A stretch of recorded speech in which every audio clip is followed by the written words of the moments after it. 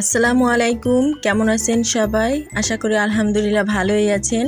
আমিও ভালো আছি। ভিলেজ লাইফ থেকে আমি তানিয়া আছি আপনাদের সাথে।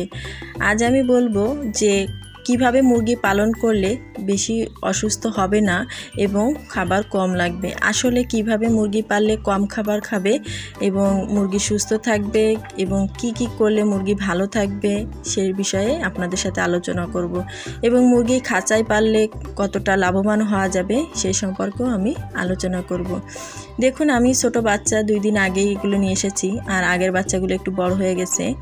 আমি যেহেতু আমার নিচে কিন্তু কোনো তেমন জায়গা নেই, এজন্য আমি সব মুরগি কিন্তু ছাদেই লালন পালন করি। আপনাদের যদি নিচে জায়গা থাকে এবং জায়গাটা যদি আপনার ঘাসে পূর্ণ থাকে এবং ছোঁয়াযুক্ত থাকে, ছায়াযুক্ত হলে মুরগি পালন করতে কিন্তু খুবই ভালো হবে। সেক্ষেত্রে কিন্তু আপনারা নিচে মুরগি পালন করতে পারেন, কারণ নিচে মুরগি পালন করলে আপনার খাবারের পরিমাণটা খুবই কম লাগবে। কারণ মুরগি বাইরে থেকে ঘাস শাকপাতা খায়, পোকামাকড় বিভিন্ন প্রকারের কাকড় জাতীয় যে জিনিসগুলো আছে সেগুলো খেয়ে থাকে, এজন্য কিন্তু মুরগির খাবারের পরিমাণটা খুবই কম লাগে। এক্ষেত্রে যদি আপনি মুরগি আটকে পালেন সেক্ষেত্রে খাবারের পরিমাণ একটু বেশিই লাগবে। তারপরেও আমি আপনাদেরকে দেখিয়েছি, আমি কিন্তু মুরগিকে কেনা খাবারের সাথে সাথে আমি অধিক পরিমাণ শাকসবজি খেতে দিই। এছাড়া আমি কিন্তু বিভিন্ন প্রকারের যে কুড়ো ভুসি এবং ভাতের মাড় এগুলো মিক্স করে কিন্তু দুপুরে খেতে দিই। এজন্য আমার কেনা খাবারের পরিমাণটা কিন্তু একটু কম লাগে। তবে অবশ্য আমি কিন্তু কুড়ো কিনে খাওয়াই, আমার কিন্তু বাড়িতে তেমন কিছুই হয় না। আর যে শাক পাতাটা সেটা কিন্তু আমি আমাদের পাশে যে বিল সেখান থেকেই নিয়ে আসি।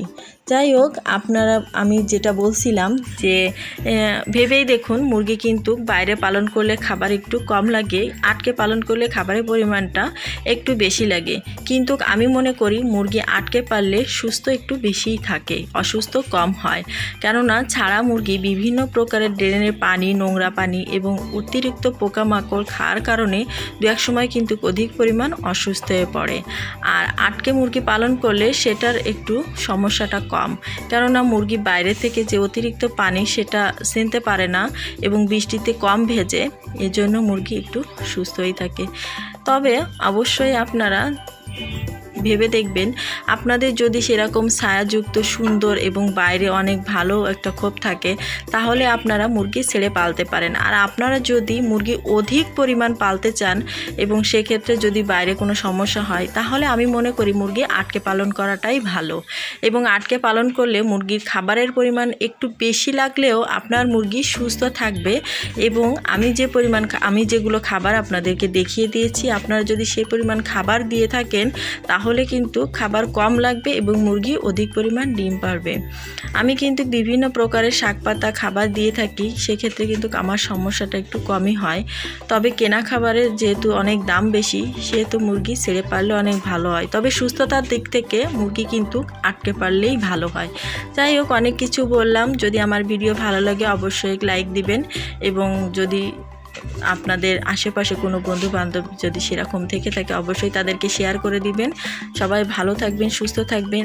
আর মুরগিকে সুস্থ রাখার জন্য অবশ্যই মুরগির দিকে খেয়াল রাখবেন এবং ওষুধটা একটু নিয়মমাফিক ওষুধ প্রয়োগ করবেন। আমি কিন্তু ওষুধ কমই দিই। সবাই ভালো থাকবেন, সুস্থ থাকবেন। আল্লাহ হাফেজ।